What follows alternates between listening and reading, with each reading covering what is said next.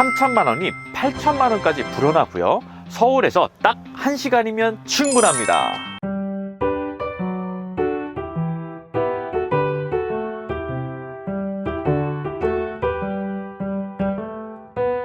네, 안녕하세요. 딱 쉬운 경매의 딱쌤입니다. 자, 오늘은 소액 시리즈 2탄입니다. 정말 소액으로 할 수 있는 물건들을 집중해서 보여드리고 있는데요. 오늘은요, 서울에서 1시간, 북한에서 30분이면 올 수 있는 어마어마한 곳에 위치해 있습니다. 어떤 곳인지 궁금하시죠? 오늘 이곳에서 정말 중요한 소스를 말씀을 해드릴 텐데, 소액을 가지고 있는 분들이라면 이 지역을 공략해보는 것도 좋은 방법이 될 것 같습니다. 자, 피디님 혹시 네. 여기 와보셨나요? 좀 진짜 살면서 처음 와봤어요. 태어나서 처음 와보셨죠? 35년 평생 처음 온. 30년 이상 살면서 처음 와본 곳인데, 저도 사실 결혼하고 나서 이제 장모님 장인어를 뵈러 처음 인사드리러 왔던 곳이기도 하거든요. 오. 저희 아내 고향이기도 합니다. 오. 자, 여기가 바로 어디냐면 강화도입니다. 야, 강화도. 자, 사실 많은 분들이 수도권에서 휴양을 즐기러 가시거나 간단히 이제 섬 생활이나 이런 것들은 이제 한적한 시골 생활을 즐기시러 많이 찾는 곳이기도 합니다. 그래서 이 강화도는요, 강화 읍내가 생활 인프라나 그리고 주거 시설 모든 것들이 집중되어 있습니다. 그래서 우리가 강화도라는 지역을 볼 때는 너무 멀리 있는 게 아니라 읍내 부분만 보시는 게 좋은데요. 오늘 이곳에 정말 소액으로 도전할 수 있는 경매 물건이 나와 있어서 방문을 해봤습니다. 그런데 제가 이 강화도로까지 굳이 온 이유가 하나가 있어요. 어떤 건지 아시나요? 가족분들 사시니까. 자, 그게 아니라 강화도를 꼭 집어서 온 이유가 있습니다. 자, 무슨 이유냐면요, 사실 10월 15일 날 부동산 규제가 발표됐던 건 아시죠? 네. 그때 규제가 일어나면서 수도권이 안 묶인 곳들이 있어요. 가령 인천, 부천, 수원의 권성구, 의정부, 얘네들은 규제가 안 들어갔는데 또 많은 분들이 고민을 하시는 거죠. 지금은 안 묶였지만 또 묶이지 않을까? 그래서 내가 지금 섣불리 들어갔다가 잘못하면 규제에 묶여서 탈출하지 못하는 건 아닐까? 이런 고민들도 굉장히 많이 하시더라고요. 그래서 제가 여기를 방문했습니다.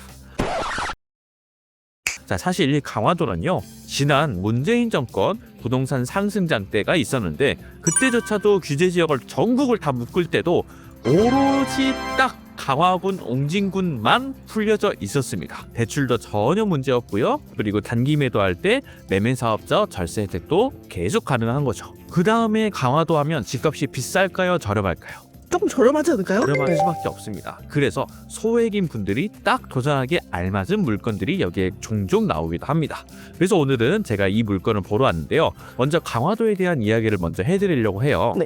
강화읍은 실제로 거의 강화 주민분들이 거의 이곳으로 다 몰려서 생활을 하시고요. 그 다음에 주변의 인프라를 보면 의외로 괜찮은 인프라들이 굉장히 많습니다. 혹시 오시면서 뭐 보셨어요? 다이소요. 다이소 보셨나요? 다이소 그냥 있는 게 엄청 크던, 되게 크던데요? 생각보다 굉장히 큰 다이소도 있고, 스타벅스, 은행, 그 다음에 뭐 할 거 없이 다 몰려 있어요. 네, 그러다 보니까 생활 인프라가 이 읍내에 집중되어 있고, 강화여고 바로 옆에 있고요. 그 다음에 초등학교, 중학교 모든 것들이 이곳에 다 몰려 있다 보니까 이 강화 읍내에서는 의외로 주민분들이 많이 실생활을 하십니다. 그런데 이 일대는요, 아파트가 거의 없다시피 해요. 자, 주변을 돌아볼까요? 아파트가 보이나요? 전혀 보이지 않죠? 하나도 없는 것 같아요. 전혀 없습니다. 네. 있다손 치더라도 그게 굉장히 작은 세대수만 가지고 있는 나홀로 아파트인 경우들이 굉장히 많아요. 그렇다는 말은 이곳에서 생활하시는 분들은 빌라와 단독주택이 주로 생활하시는 종류라고 보시면 되겠습니다. 근데 딱쌤, 여기는 근데 왜 안 묶이는 거예요?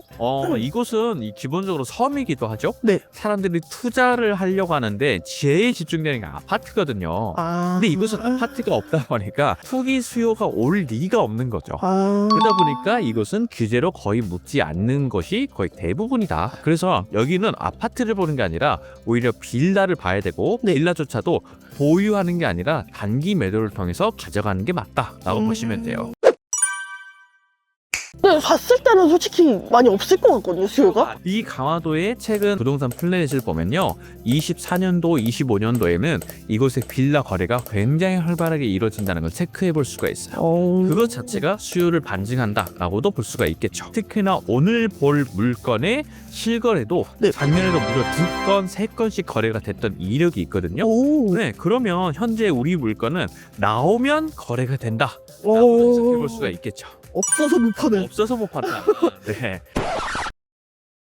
자, 사건 번호 알려드릴게요. 2024 타경의 575123번이고요. 인천 강화도에 있는 빌라입니다. 최초 감정가는 1억 9,500, 현재 최저가 1억 3,580만 원까지 유찰이 됐고요.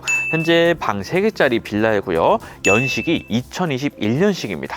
4년밖에 되지 않은 신축급 빌라이고, 자, 권리상 하자가 있는지 봤더니 대항력 포기 물건으로서 권리상 하자도 없고요. 건물 등기랑 확인해 보니까 모두 소멸되는 안전한 물건입니다. 자, 지금 빌라 건물 앞에 나와 있는데요. 여기가 우리 건물의 건실 창인데 약간 단점이 하나 보입니다. 뭐냐면 여기가 그늘이 좀 져있죠. 네, 그러다 보니까 여기가 북향은 아닌데 확인해 보니까 약간 북서양 정도를 보고 있더라. 네, 그래서 이 부분은 우리가 시세 조사를 할 때 조금 더 감안을 해서 조사를 하셔야 될 것 같습니다. 우편함이 멀리 보이는데요. 우리 해당 호수인 202호에만 와, 우편물이 이렇게 나와 있네요. 너무 정직한데요? 이거 보세요. 엄청나게 많이 쌓여 있습니다. 이 정도면 그냥 사람이 안 산다고 봐도 무방한데, 그래도 한번 체크는 해볼게요. 상하수도 요금이 지금 21,000원 정도 돼 있는데, 보니까 23년도부터 4년, 5년 약 거의 3년간의 미납 요금을 합쳐서 21,000원이기 때문에 실제로 사용하고 있지 않다라고 봐도 무방할 것 같아요. 여기서 제가 질문. 전기, 수도, 가스 네. 낙찰 받으면 낙찰자가 내야 될까요? 안 내도 될까요? 상식적으로는 이게 안 내는 게 맞는 것 같은데. 그렇죠. 네, 법적으로는 어떨지. 자, 우리가 관리비 같은 경우에는 공용관리비, 진짜 이 건물을 관리하기 위한 비용은 내야 됩니다. 3년치를, 최근 3년치. 전기, 수도, 가스는 낙찰자의 책임은 아니에요.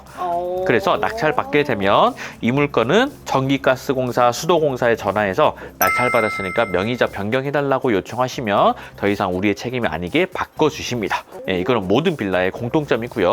그 다음에 지금 대항력 포기 물건인데 사람이 안 살기 때문에 우리는 명도 걱정이 있을까요, 없을까요? 없죠. 전혀 없죠. 낙찰 받고 잔금 납부하고, 그리고 허그 측에 연락해서 비밀번호 받고 문 열고 그대로 청소하고 매도. 아주 깔끔한 물건인 거죠. 자, 그 다음에 엘리베이터가 있습니다. 대단하죠. 대박인데요? 네, 대박이죠. 엘리베이터까지 한번 우리 타고 이동 한번 해볼게요. 네. 여기 주차 여기 써져 있는 걸 봤거든요. 깜짝 놀랐어요. 한 호수에서요, 웬만하면 차가 2대씩 있어요. 야, 그러네요. 차량 번호 2까지 적혀 있는 게 세대가 거의 대부분 세대예요. 그러네.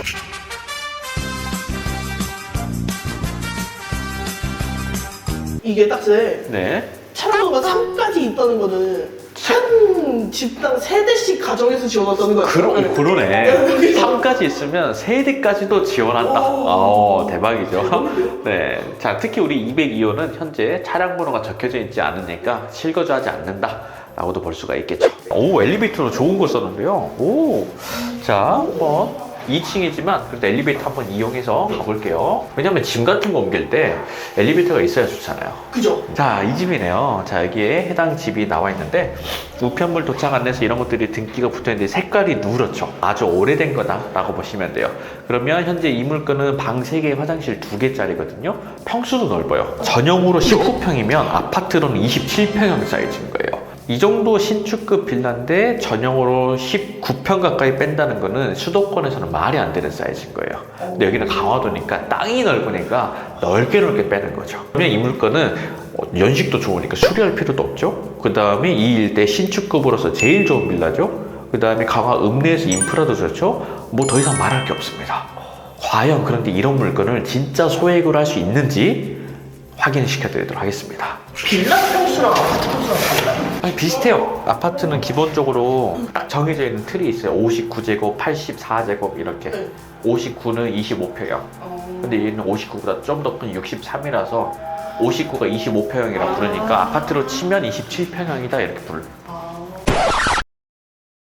경매 물건까지 확인을 해봤습니다. 자, 이 일대에서 아까도 살펴봤듯이 현재 여기에 있는 매물이 딱 한 개 나와 있습니다. 그게 1억 8,900선에 나와 있는데요. 현재 우리 물건도 약 1억 9천 정도면 충분히 매도가 가능할 걸로 보이고요. 실거래도 확인해 보니까 1억 9천에서 1억 9,500선에서 왔다 갔다 하고 있거든요.